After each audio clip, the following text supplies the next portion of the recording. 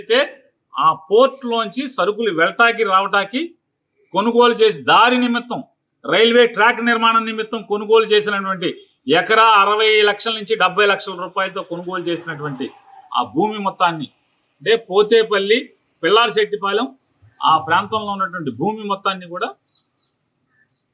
నిర్లజ్జగా నిర్భయంగా ఆ కొనుగోలు చేసినటువంటి 60-70 లక్షలు పెట్టి కొనుగోలు చేసినటువంటి పోర్టు రేపు పోర్టుకి లారీలు రావాలి కదా, వెళ్ళాలి కదా, రోడ్డు వేస్తారు కదా, రేపో మాప అనే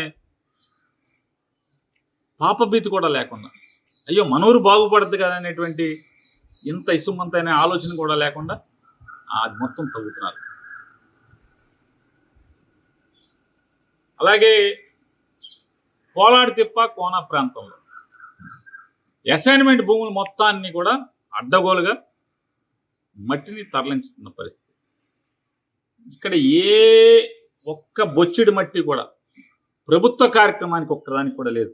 మొత్తం ప్రైవేటు వ్యక్తులకి పామరు దాటి ఉయ్యూరు దగ్గర నుంచి లేదా గుడివాడ లోపు కానీ లేదా ఇటు బంటుమిల్లి ఏరియాకి కానీ ఈ చల్లపల్లి ఏరియా ఈ మధ్యలో ఉన్నటువంటి ప్రాంతాల్లో ఎవడం మెరకతోలాలన్నా కాంట్రాక్ట్ వీళ్ళే. ఇదే మట్టి ఈ ముడా భూముల్లో మట్టి లేకపోతే పోర్టుకి వేసే రోడ్లో మట్టి లేదా అసైన్మెంట్ భూముల్లో మట్టి సముద్రపు అంచులో మట్టి ఈ మొత్తం కూడా లూటీ చేస్తున్నటువంటి పరిస్థితులు. ఇద్దరు ఎంఆర్ఓలు ఉన్నారు, ఒక్కడ కూడా కాదు, ఇద్దరు ఎంఆర్ఓలు ఉన్నారు. ఇద్దరికి కళ్ళ ముందు అంతా తెలుస్తుంది, అంతా చూస్తున్నారు. ఒక విలేకరు గారు వెళ్ళి అడిగాడు, సరే రేపు ఏదైనా ప్రమాదం అవుద్ది కదా ఇవన్నీ అని చెప్పాను. ఎవడో చెప్పుకుంటారా, చెప్తే కలెక్టర్ గారికి చెప్పుకుంటారు అంతే కదా. ఏం చేస్తాడు కలెక్టర్, ఏం చేస్తాడు, నాకు మంత్రి ఉన్నాడని చెప్పని ఎంఆర్ఓలు మాట్లాడుతున్నారు.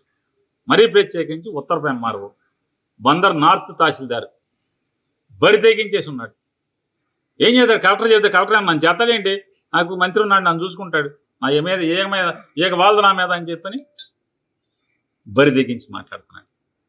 కనీసం ఇదివరకు పేపర్లో రాస్తే ఏదన్నా అంటే రైతు పొలాల్లోంచి అన్న మట్టి వెళ్తుంటే పేపర్లో రాస్తే ఆ వారం రోజుల్లో 10 రోజుల్లో ఎంఆర్ఓలు వెళ్ళి దబాయించి పట్టుకుని అరెస్ట్ చేయడం, సీజ్ చేయడం జరిగేది. మీకు తెలిసి ఎవడన్నా అధికార పార్టీ అనుమతి లేకుండా ఎవడన్నా పొలంలోంచి మట్టి తేలితే సీజ్ చేసిన పరిస్థితి తప్పితే ఈ ప్రభుత్వ భూముల్లోంచి, సముద్రంలోంచి, లేదా ముడా భూముల్లోంచి, ఆఖరికి పోర్ట్లో డ్రెడ్జింగ్ చేసిన మట్టి కూడా బయటకు అమ్ముకునేటువంటి కక్కుర్తి నాయకులు ఇవాళ బయలుదేరారు. మీరు చూడండి, పగలు రాత్రి తేడా లేదు. మీరు పోర్టుకి వెళ్ళే మార్గం, బీచ్ రోడ్లో పోర్టుకి వెళ్ళే రోడ్డు దగ్గర ఉంచుంటే ట్రాక్టర్లు, లారీలు మట్టితో వెళ్ళిపోతూ ఉంటాయి. ఏంటంటే మంత్రి గారు అబ్బాయి అంటున్నారు, ఎవడు మాట్లాడటానికి లేదు అధికారులు. పోర్టు అని అడిగాం, ఏంట్రా మట్టి అమ్ముతున్నావు బయటకని, ఏం చేస్తాం సార్ మంత్రి గారు అబ్బాయి, మేమేం మాట్లాడలేమండి. ఇది ఇంత నీచంగా ఈ రకమైనటువంటి అడ్డగోలుగా మట్టిని ఏ రకంగా దోచుకుంటున్నారో, ఏ ఊర్లో ఎవడు వ్యాపారం చేస్తున్నాడు మట్టితో, ఎవరెవరికి ఎంతెంత వాటాలు ఉన్నాయి, ప్రజలు ఏం మాట్లాడుకుంటున్నారో ప్రతిదీ కూడా కాగితం పెట్టి మొత్తం అన్ని జిల్లాలో ఎక్కడెక్కడ ఏం జరుగుతున్నాయో విలేజ్ వైజ్గా జరుగుతున్నటువంటి పాపాలను కానీ ఇవన్నీ కూడా జిల్లా కలెక్టర్ గారికి ఇవ్వటం జరిగింది. ఒక నిజాయితీ గల అధికారిగా ప్రజలు మాట్లాడుకుంటున్నారు కాబట్టి ఆయన గురించి ఖచ్చితంగా ఈ మట్టి దోపిడీని నిర్లజ్జగా, నిర్భయంగా రెవెన్యూ అంటే ఎంఆర్ఓలు కానీ వీళ్ళందరూ కూడా కలిసిపోయి చేస్తున్నటువంటి ఈ తప్పుడు వ్యాపారాన్ని అరికట్టమని రిక్వెస్ట్ చేశాం. ఆయన గట్టిగా కోరాం, తప్పకుండా నేను చర్యలు తీసుకుంటానని చెప్పి నేను చెప్పడం జరిగింది.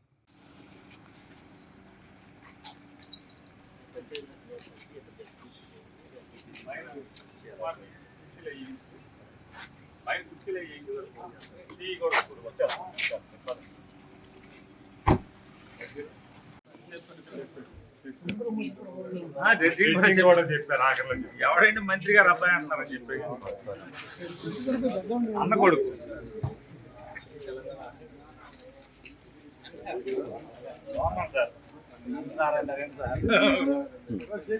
అన్ని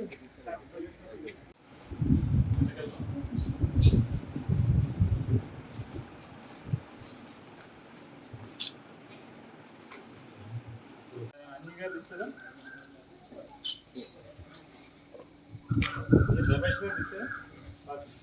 తీసుకుంటారు. రాము ఇచ్చేసావా?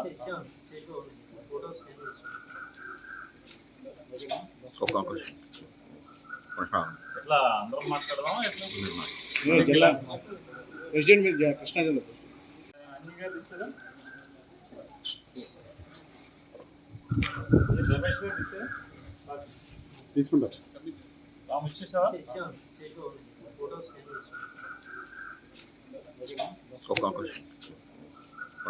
ఎట్లా అందరం మాట్లాడదాం ఎట్లా? జిల్లా ప్రెసిడెంట్ మీద కృష్ణా జిల్లా ఫోటో తీసుకుని అందరికి పంపిస్తారా ఎట్లా?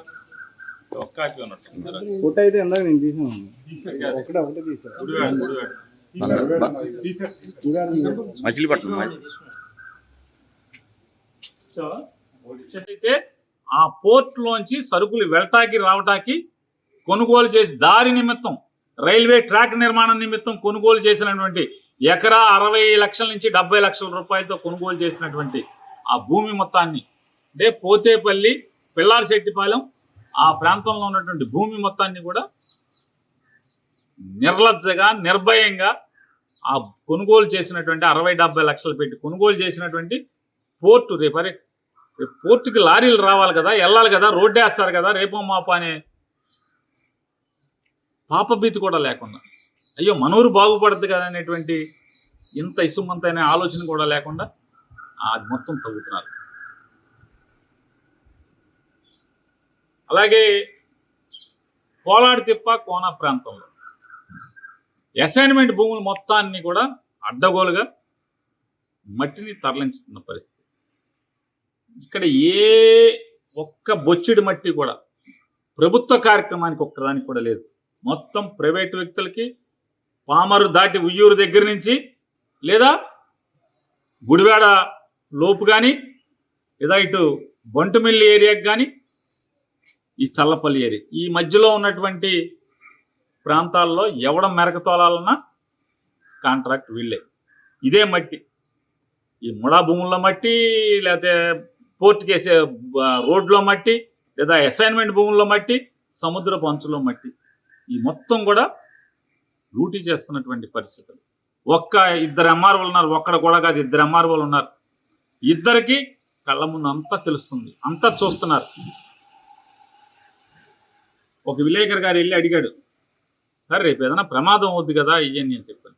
ఎవడో చెప్పుకుంటారా, చెప్తే కలెక్టర్ గారికి చెప్పుకుంటారు అంతే కదా. ఏం చేస్తాడు కలెక్టర్, ఏం చేస్తాడు, నాకు మంత్రి ఉన్నాడని చెప్పని ఎంఆర్ఓలు మాట్లాడుతున్నారు. మరీ ప్రత్యేకించి ఉత్తరపు ఎంఆర్ఓ బందర్ నార్త్ తహసీల్దార్ బరి తెగించేసి ఉన్నాడు. ఏం చేస్తాడు కలెక్టర్, చెప్తే కలెక్టర్ నన్ను చేస్తాడేంటి, నాకు మంత్రి ఉన్నాడు నన్ను చూసుకుంటాడు, నా మీద ఏక వాళ్ళదు నా మీద అని చెప్పని బరి తెగించి మాట్లాడుతున్నాడు.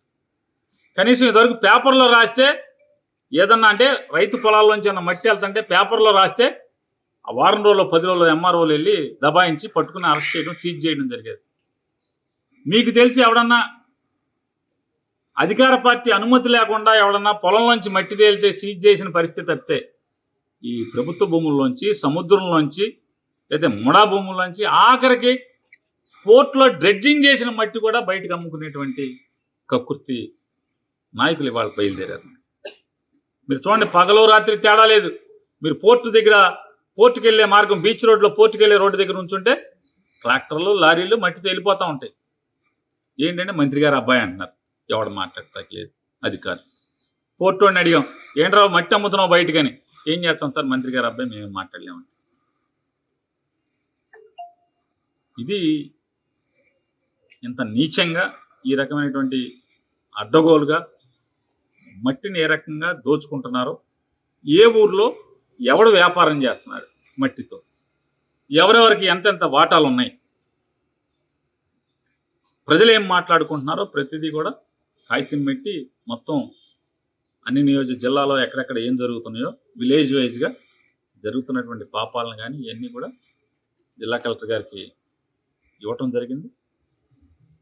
ఒక నిజాయితీ గల అధికారిగా ప్రజలు మాట్లాడుకుంటున్నారు కాబట్టి ఆయన గురించి ఖచ్చితంగా ఈ మట్టి దోపిడీని నిర్లజ్జగా, నిర్భయంగా రెవెన్యూ అంటే ఎంఆర్ఓలు కానీ వీళ్ళందరూ కూడా కలిసిపోయి చేస్తున్నటువంటి ఈ తప్పుడు వ్యాపారాన్ని అరికట్టమని రిక్వెస్ట్ చేశాం. ఆయన గట్టిగా కోరాం. తప్పకుండా నేను చర్యలు తీసుకుంటానని చెప్పి నేను చెప్పడం జరిగింది.